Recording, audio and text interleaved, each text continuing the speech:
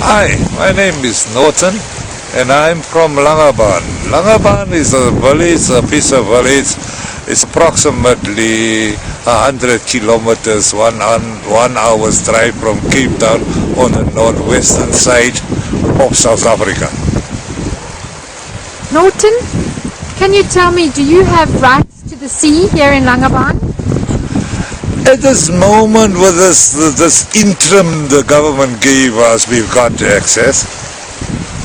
And do you have rights to the marine resources?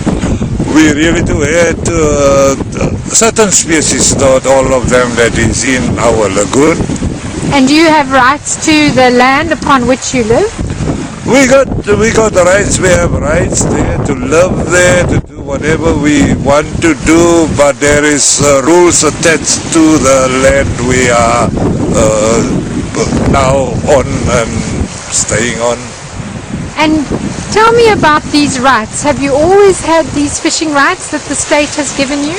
Yeah, not the state. Before the state gave us this rights, we had the rights before. My father, my forefathers, grandpas and all of them, we had access to the water. And we don't have rights, but we have access. Tell me a little bit more about this old system that you had, that you got from your father. You know what, as I grew up and as I get my brains and everything, and there was the people, our fathers, they just went to sea. If they equipped and they got boats and they're in love with the sea and the water, and then there was no problem at all. Was there a system of rights under which they worked together, or was... Yeah, I will say there was rights that wasn't noted.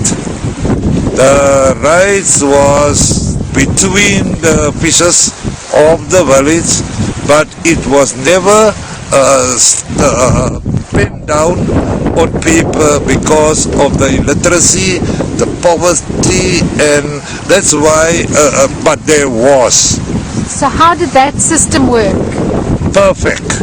The system worked perfect. The people, the community, together with the fishers, worked perfectly. There was no hard feelings amongst each other.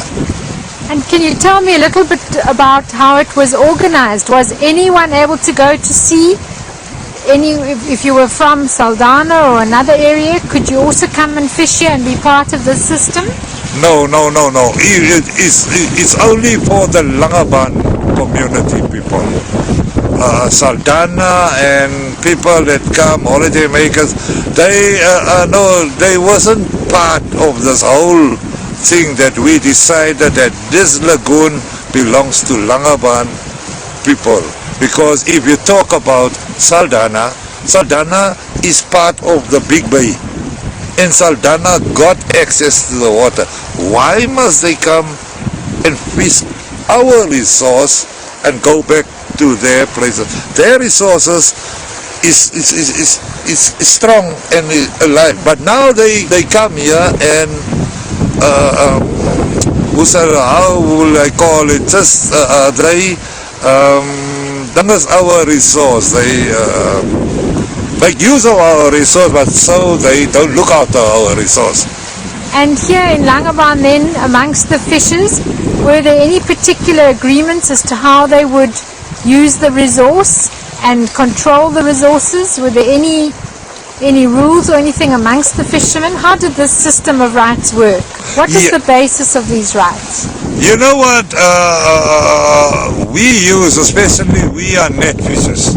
Alright, there is some of our fishers that is line fishers, some of our fathers work on the whaling boats and the whaling station, but we normally only fish from Sunday to Thursday because that is a source of protecting our resource. So when you sail on a Sunday, you work on the from Sunday onwards up till Thursday, and then the weekend is yours. You can spend it with your family, you can enjoy yourself, you can party amongst each other. But Sunday, and we did believe, if you don't go to sea on a Sunday, you will be bad luck for the whole week. Were there any other similar sorts of agreements amongst the fishers about how they work together? Yeah, there were, because especially when one person or one fisherman worked in this area of fishing, then if you want to enter there, you had to switch off your engine. If you got the engine, if you row the rowing boat, you gotta do it. There mustn't be a noise, because then will disturb the fish, and that man that is making a living out of the sea is you chase the fish away. Okay.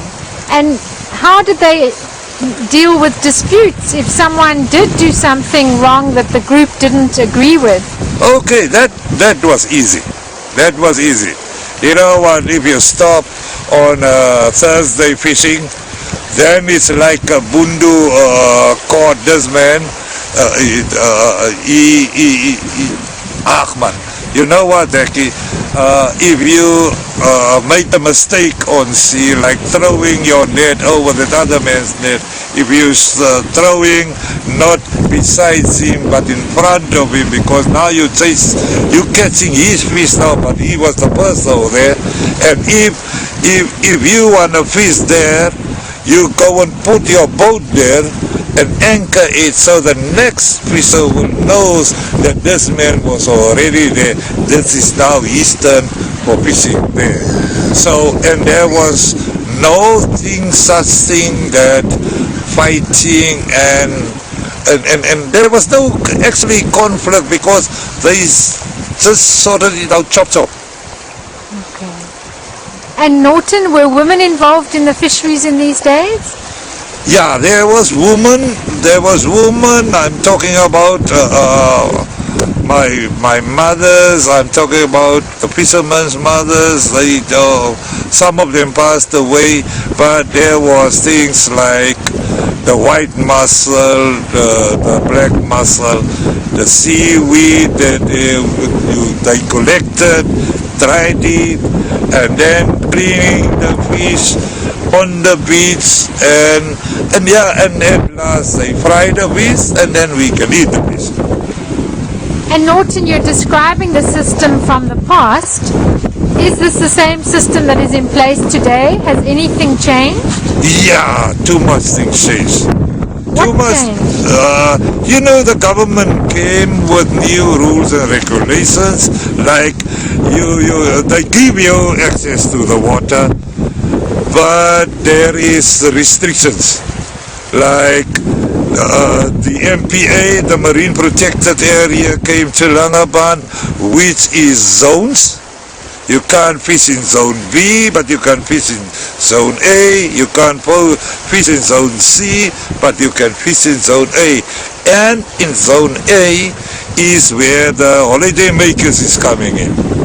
They are with their big boats, their fast boats. They don't respect the fisherman that is trying to make a living out of the sea. They just run over their nets, they're chasing the fish away, and then the development also plays a big part, because now people with money comes and buy huge houses on the beachfront.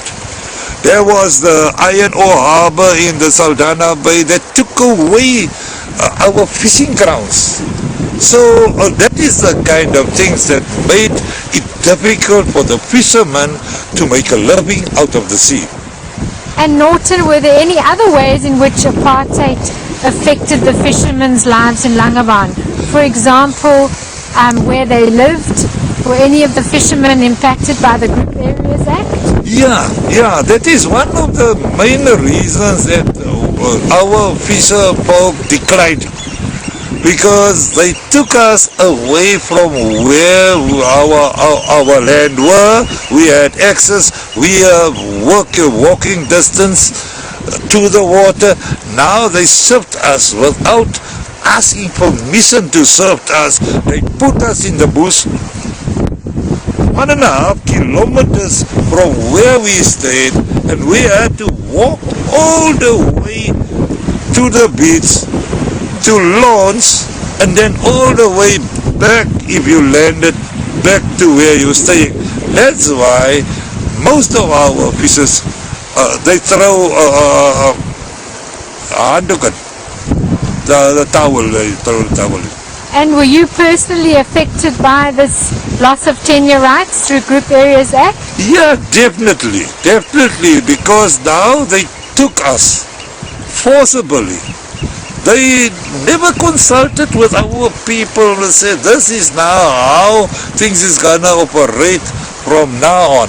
They just comes and like, for example, 1972, I went to in Namibia, Southwest Africa those days, and we were staying, by that time when we left, we were staying at 107 Main Road, Langaban. When we came back, there was no, the house was empty, and we didn't even know, and that was on a Sunday, and we didn't even know where we stay, and that day there was a funeral, and we had to wait after the funeral to ask the people what happened.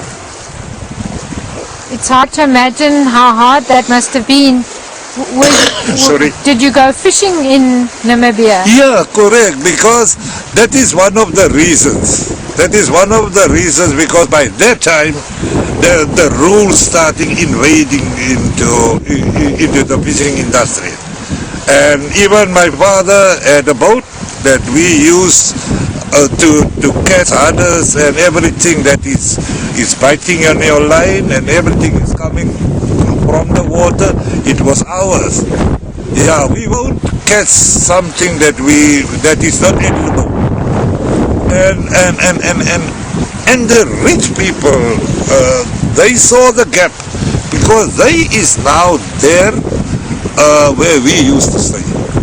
So they bought some people's rights, boats and everything, and it was a collapse in the industry. And Norton, if you look to the future and the new small-scale fisheries policy, do you believe that some of these rules that you've described from the past would be of relevance now in the future? Jackie, I really don't know. It's a tough call, because what we decided that this must be in our policy of the small-scale fisheries. We can't guarantee that it will be there, because government got the last say in what's gonna, is this policy that we wrote with them, is it gonna be the same as, we first have to wait and see, and then I can reply to that question. What would your wish be for tenure rights here in the lagoon? What would you hope to see in future in the governance of tenure rights here in the lagoon? What I would like to see, what I hope that if the government is human enough, that they see us as fisher folk, as human beings, and people that got the right, and the right must be there for the same rights that we had those days. I would like them to put that into the policy. All right. Thank you very much, Norton. I thank you.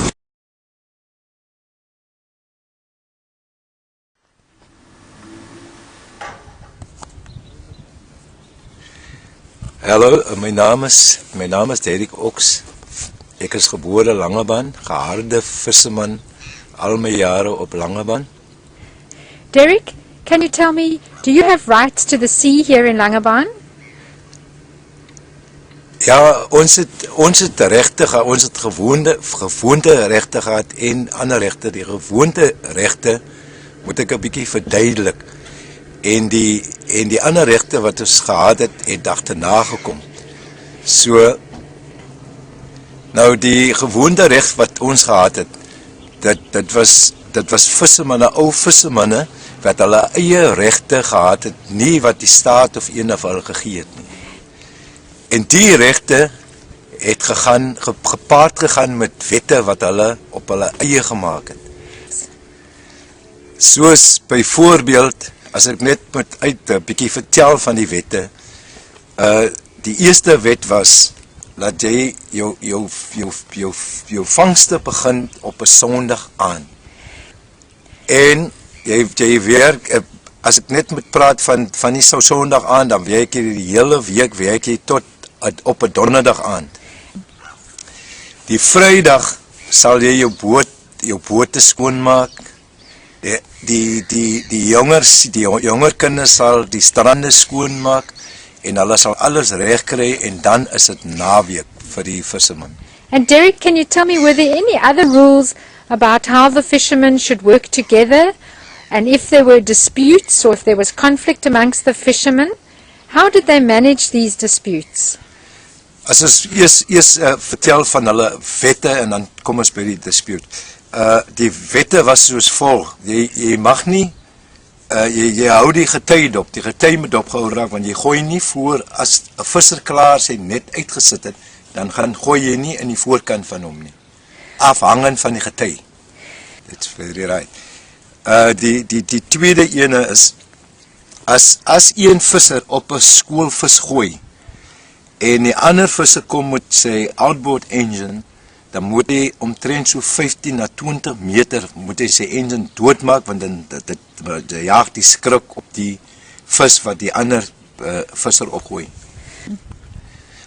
As daar groot skole vis is, sal twee bote na mekaar toe kom, hulle nette aan mekaar vasmaak en dan na verskillende kante toe omgooi om die hele skoolvis toe te maak. So Derek, it sounds as if the fishermen really worked together often. Let's come back to this issue of how did they manage conflict, if there was conflict between the fishers? As iets gebeur het op die see wat die een visserman die ander ene moeilikheid gegee het, dan sal dit op 'n naweek, wanneer hulle naweek hou, dan sal hulle net die visserman by hulle het, want hulle is gewoonlik by mekaar op 'n naweek, in die week as hulle werk, op 'n naweek as hulle nou die naweek afgevat het, en die ding sal onmiddellik aangeval raak, baie mooi, dit sal net 'n kwessie van 'n paar minute wees, en dan sal die dispute opgeklaar wees, en geen hand sal hom ook kry nie. So Derek, what do you think was the basis then of the rights between the fishers and the fact that they could sort disputes out so quickly? If we try and understand what enabled them to sort the disputes out so quickly, how would you regard the basis of these rights? What held them together? Is omdat hulle, Langebaan is 'n klein visserdorpie, en hulle het saam opgegroei, en hulle het die grootste respek vir mekaar gehad. And Derek, is it still like this? Has this continued? Dit is nog altyd, van ons ou mense is al afgesterf, maar die wat oorgevat het is nog basies dieselfde. And Derek, you mentioned that the state had also given you rights. Could you tell us a little bit more about this system of rights? Okay, en na tussen die 70s en die 80s het die staat gekom en gesê dat die permitte is te veel, hulle kom toe met 'n permitstelsel uit. En hulle vat toe van die permits weg, en toe kom hulle met die nuwe wet, die MPA's. Die MPA's het toe ingekom. Tell us about the impact of the MPA on the fishers. Die MPA's wat ingekom het toe deel van ons hele lagoon, het dit gesny, jy mag sekere dele werk, en sekere dele mag jy nie werk nie. En na die MPA's het die apartheidstelsel weer in power gekom, van die apartheid was al die tyd daar, maar hy het baie sterker geword. Sodoende het ons van ons grond ook verloor. Can you tell us a little bit more about this aspect and this impact on the fishing community? En dit het ons mense na die apartheidstelsel moet ons skuif, ons moet ons grond verloor, ons moet uit die strandgebiede uitskuif, ons moet meer in die dorpe gaan bly, ons mag nie langer as die strand bly nie, dit het gebeur. En dit het 'n baie groot skering tussen die vissermanne en hul gemeenskap gelaat. Derek, if you were to look to the future, what kind of tenure right system, rights to the sea and to the fish in the lagoon, do you believe you would like to see here in Langebaan? Wat ek graag wil sien, as 'n visserman, dat ons die ou stelsel weer kan terugkry, waar hulle die gebied wat ons gewerk het, of die lagoon wat ons in was, wat ons die reg gehad het om in te werk, om het weer terug te kry, en weer langs die strand te bly soos het voorheen was. Thank you very, very much, Derek. Thank you very much.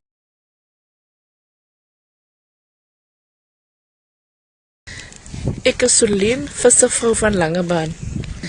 Ek is getroud met 'n Langebaaner wat al die jare sy lewe uit die see uitgemaak het. Hierdie pragtige lagoon het aan ons mense behoort. Celine, can you tell me, do you have rights to the sea here in Langebaan?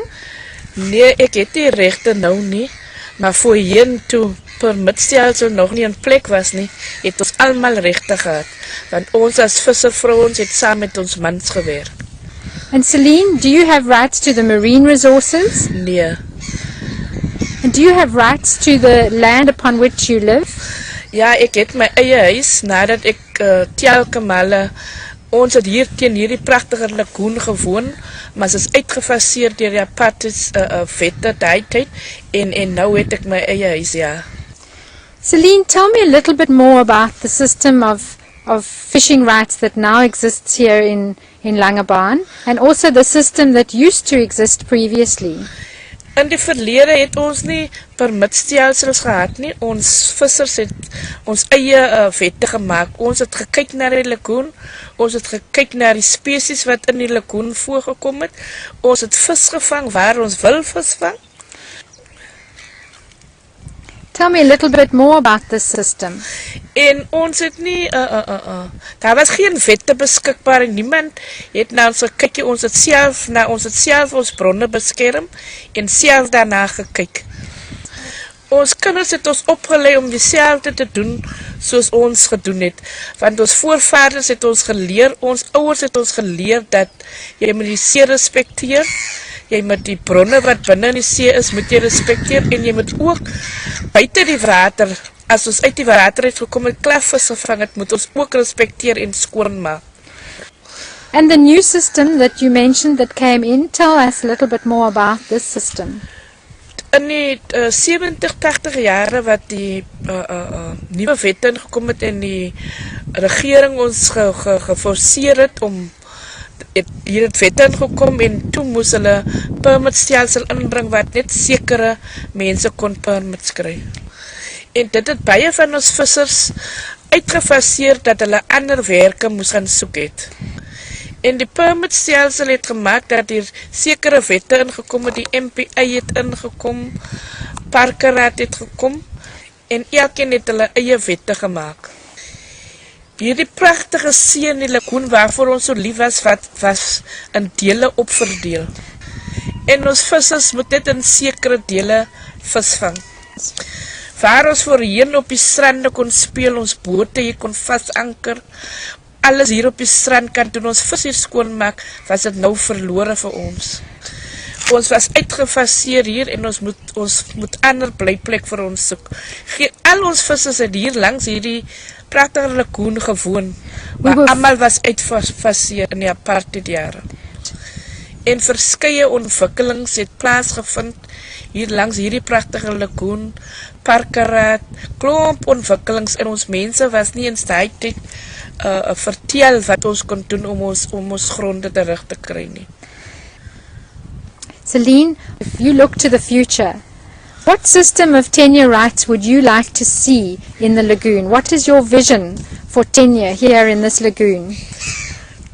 My werk as voorsitter van Coasterling sal ek saam met die vissers veg, want ek sou graag wou hê dat ons weer so 'n vreedsame tyd het soos ons destyds gehad, dat ons kinders dieselfde, dat ons kan vis waar ons wil vis, nog met dieselfde respek wat ons daai tyd gehad het.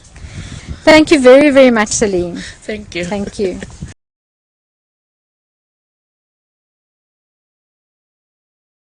Do you have rights to the sea here in Langebaan? Ja, Jackie, ek het regte, maar dit is net 'n tydelike permit. Okay. And Adeline, have you got rights to the marine resources? Ja, Jackie, ek het regte vir die marine bronne. Okay. And do you have rights to all species of net een species? Net die een spesies, dit is ARIS. And has it always been like this? Nee, dit was nie so gewees in die vorige jare het hulle meer spesies gekry. And where do these rights come from, Adeline? Did your father have these rights or your mother? Ja, nie my pa het die regte gehad en hulle het meer as een spesies gehad. And Adeline, do you have rights to your house here where you live at number 12? Nee, ongelukkig nie. Dit is sy huurhuis, ons hier nog die huis. Nommer 12 Sekerbietjiestraat. And previously when you grew up, did you have rights to the land upon which you lived? Ja, ons het die regte gehad. Maar toe kom die apartheid in en toe moet ons gaan, want ons was in die gedeelte van die blankes. En baie teleurgestel. Maar ons het die keuse gehad nie. Ons mense was maar bang geweest, want dan verloor hulle alles. I can imagine it was hard for you. Where were you living at the time? Where was this? 10 Misterand, daar omtrent daar wat Pearlies is. So you've obviously seen a lot of changes here in Langebaan over the years. Ja, daar is allemaal plat gegooi. And Adeline, let's come back to talking about the fishing rights. What system of rights did they have in the old days? Hulle het nie regte gehad nie, Jackie. Alles was vry gewees. Hulle kan gegaan het en gekom het soos hulle wil. And when did this change? Wat die staat inkom met sy permits, toe verander alles. Then everything changed. Ja. So Adeline, you grew up here on the beach, right here, next to the lagoon. Ja, op die strand hier naby Pearlies. Come, let's walk and show me Pearlie's restaurant. So this was where you actually were born. Ja, Jackie. Dis hier op die strand wat ons gebly het. Ons huisie sal ek vir jou nou wys waar het ons gebly het. En ons het almal, ons is 9 kinders by mekaar en ons het almal in een huis gewees. I'm going to show you now.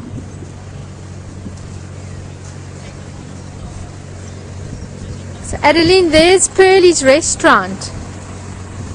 And these other restaurants, is this where your house was? Ja, net langsam in die hoekkant. So just behind Pearlie's was where your family lived? Ja, wat ons almal in die huis gebly.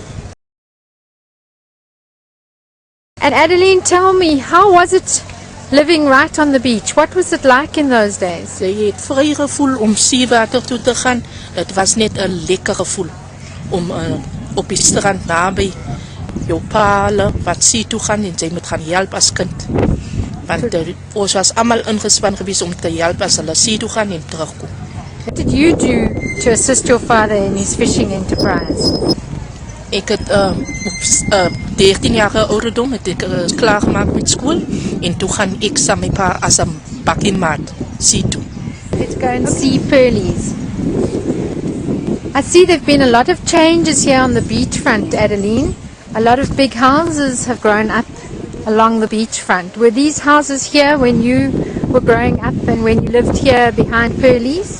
Nee, Jackie, dis almal wat hier gebly het, is vissermense wat hier gebly het. Die strand, Pearlie's was nie hier gewees nie, dit was almal vissermense wat hier afgebly het.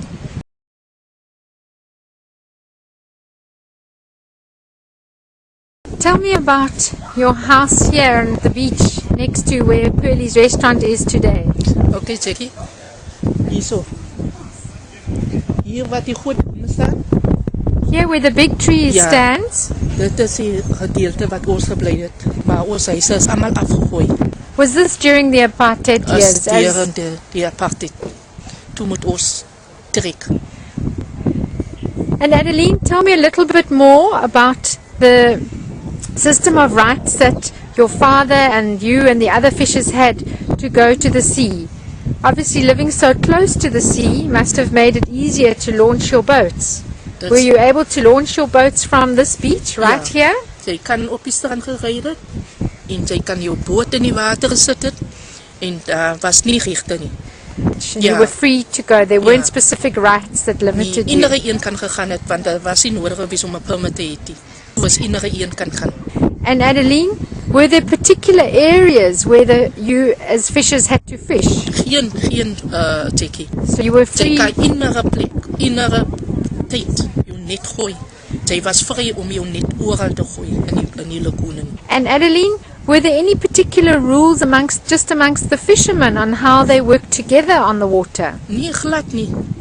Not. Niks nie. Okay. And if there was conflict on the water, if a fisherman did something that another fisherman didn't agree with, what did they do? How did they solve this conflict? Hulle sort ons maar net daar op die plek uit. They sorted it Hulle praat out. met- Ja. Hulle praat met hom en as hy nie wil luister nie, dan sal hulle hom vir 'n dag of so van die water afhaal.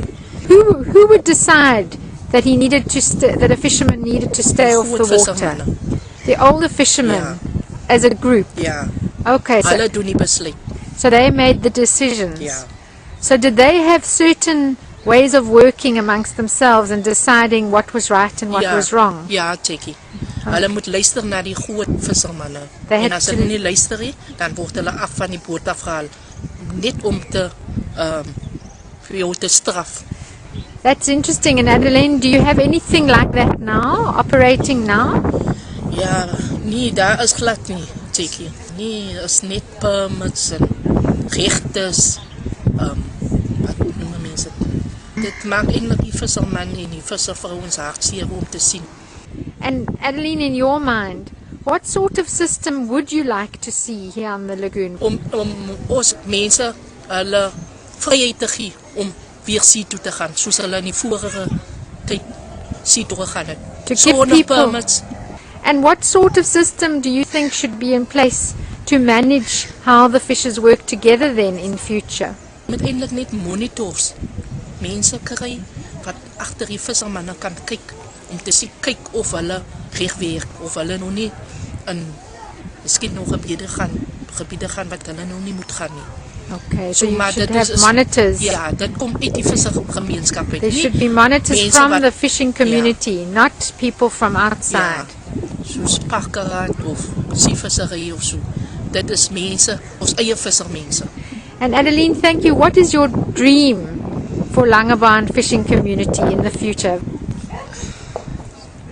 Jackie, om weer net so vry te wees soos in die vorige jare. Dan sal daar minder probleme ook wees. Baie dankie Adeline, né? Alles van die beste vir die toekoms. Dankie, Jackie. Bye.